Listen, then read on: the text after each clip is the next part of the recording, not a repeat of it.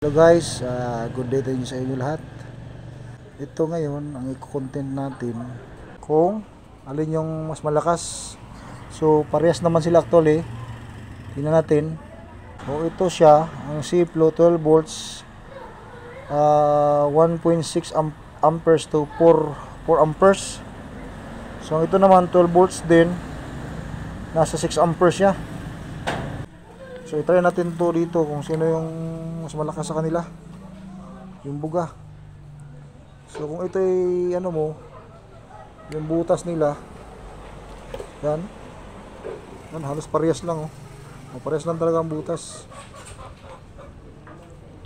Parehas ang butas, parehas ang laki. Baka nga sticker lang yung nagkaiba nito. Yan, sa pagkakagawa parehas na parehas Yan, meron din siyang ano dito, may hugis Ito, yung kulay lang dito orange. Pero sa plastic material niya parehas na parehas. Tatlo pa nga dito sa gitna Tatlo, ito isa lang. Sa ilalim, parehas Sa ilalim, parehas Sa puwet. Yan, may ano pa siya dito. May hingahan. Ito wala Sarado siya. So ito naman tinisting natin sa hose naman. Pares naman ang haba. Yan, pares ang haba ng hose. Yan, pares ang haba makita natin, pares din. Ayan, sausaw natin. Sausaw. Yan, sabay natin yung pula.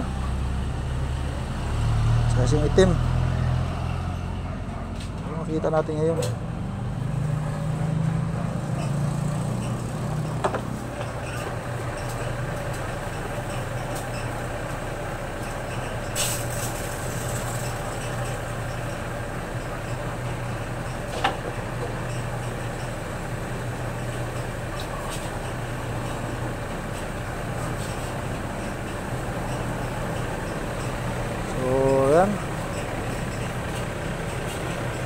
Yan, ulitin ko. Parehas na 12 volts. 12 volts to 14 volts. 6 amperes. Ito naman is 1.6 to 4 amperes. So, mas malakas-lakas to. So, try natin.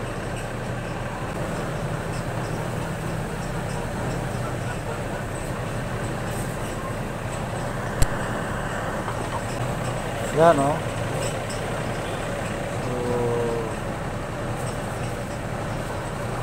C-Flow versus Good Pumps.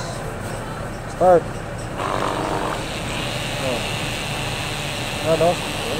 Mas malakas pa talaga yung mapansin mo talaga mas malakas pressure sa Good Pump. Malakas. So guys, kaya ng musga. So basta napakita ko lang yun lang at good day sa lahat. Shout out sa mga subscriber natin. Salamat sa pagsubaybay. Share, like, and subscribe uli sa mga baguhan. Thank you.